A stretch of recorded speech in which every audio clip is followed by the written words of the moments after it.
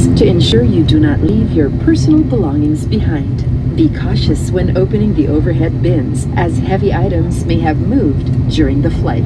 If you require assistance, please remain in your seat until all other passengers have deplaned. Voice communication with the use of mobile phones is prohibited while cabin doors are closed. Due to the aircraft's weight and balance restrictions, guests are requested to deplane by road. As soon as the passenger door has been opened, we shall be deplaning starting from the back. On the ground, we advise our passengers to stay clear of the wings, propellers, and engines.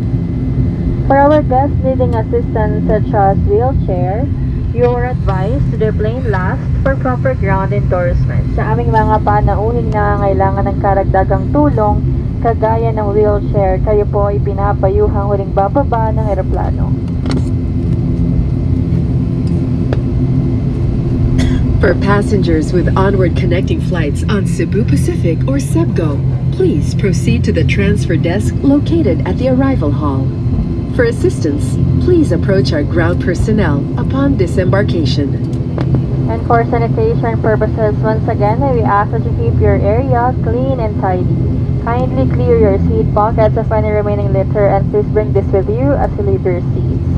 We seek your cooperation in ensuring that no litter or trash is left behind the aircraft.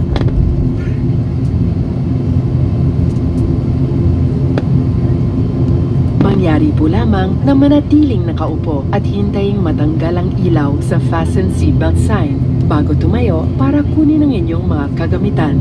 Nais rin naming ipaalam sa inyo na ang paggamit ng palikuran sa mga sandaling ito ay mahigpit na ipinagbabawal.